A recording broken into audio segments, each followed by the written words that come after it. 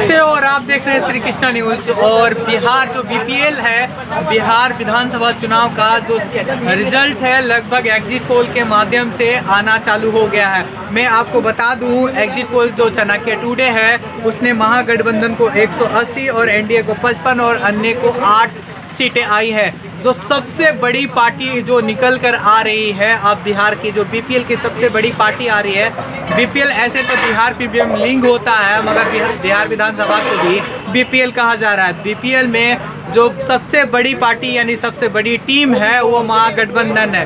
Rajad, CPM और कांग्रेस जो सबसे बड़ी टीम है बीपीएल की, वो 180 सीटें लेकर आ रही है। और उसके बाद में जो एनडीए है, एनडीए में 4 दल है, जैसे बीजेपी, जेडीयू, हम और वीआईपी, ये टोटल 55 सीटें लेकर आ रही है।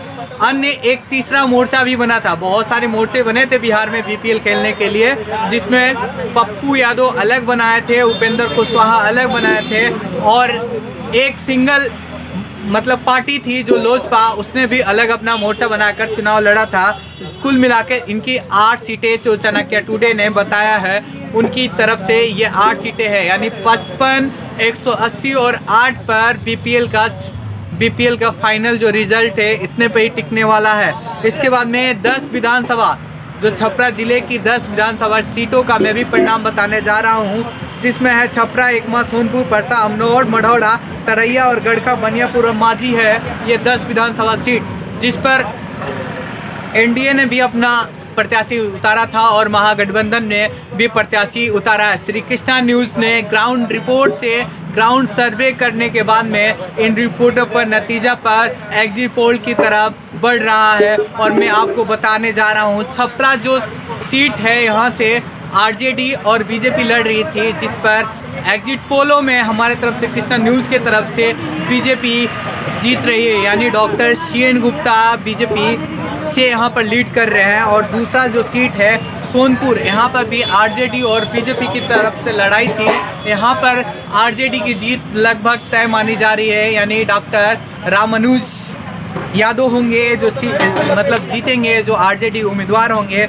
और दूसरा है परसा, जो राजद के खाते से, राजद और जेडीयू यहाँ से पूर्व विधायक मतलब दरोगा प्रसाद के बेटे चनीरका राय यानी लालू जी के समधी भी चुनाव जेडीयू से लड़ रहे थे। और अगले बार के जेडीयू के कैंडिडेट छोटे लाल राय, जो इस बार आरजेडी के कैंडिडेट थे यानी महागठबंधन के कैंडिडेट थे, इनकी भी जीत सुनिश्चित मानी जा रही है। इसके बाद अमनौर एक हॉट सीट बना हुआ था। आपको बता दें, जो बीजेपी के विधायक थे शत्रुघ्न तिवारी उर्फ चोकर बाबा, उनको टिकट ना कटने के बाद से वहां पर निर्दलीय वो चुनाव लड़ रहे थे। उसके बाद मंटू सिंह जो बीजेपी के टिकट पर चुनाव लड़ रहे थे, और राजद के टिकट पर सुनील राय चुनाव लड़ रहे थे। और लगभग जो जीत तय मानी जा रही है सुनील राय आरजेडी की तरफ से अमनौर विधानसभा में जीत मानी जा रही है। उसके बाद में हमारा एकमा विधानसभा यानी जेडीयू के किले में कौन फतह करेगा, इसका भी काफ़ी चल रहा था। एक तरफ जो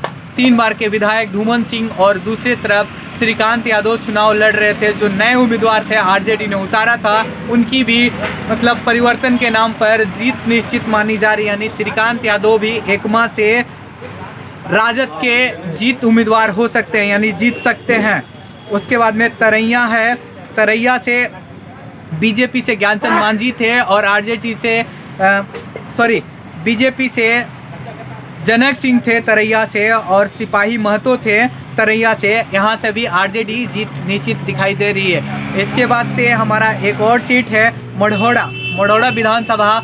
जितेंद्र राय पहले प्रेजेंट टाइम के विधायक थे, उसके बाद आफ्ताब आलम राजू थे, वहाँ से कैंडिडेट थे जेडीयू से, और वो भी टक्कर लगभग बराबर का माना जा रहा था। यहाँ से भी जीत जो निश्चित है वो मढ़ौरा से भी जितेंद्र राय की मानी जा रही है। उसके बाद में गढ़खा ज्ञानचंद मांझी और सुरेंद्र राम के सामने आमने सामने की टक्कर थी, जो राजद के खाते में सीट, यानी सुरेंद्र जो वहाँ के कैंडिडेट थे आरजेडी के, वो जीतते हुए नज़र आ रहे हैं। उसके बाद बनियापुर एक और सीट बना हुआ था, यहाँ से Kedarnath Singh RJD candidate, RJD विधायक थे, और यहाँ से जो एनडीए के उम्मीदवार थे वीरेंद्र नारायण ओझा, जो वीआईपी के सीट पर लड़ रहे थे, इनकी जीत सुनिश्चित मानी जा रही है। मांझी भी अपने आप में एक सीमावर्ती क्षेत्र है और हॉट सीट माना जा रहा है, और मेरा भी अपना विधानसभा है जो मैं भी मांझी में मतलब मांझी विधानसभा का ही हूँ। और यहाँ से सीपीएम का जो महागठबंधन का जो उम्मीदवार थे डॉक्टर सत्येंद्र यादव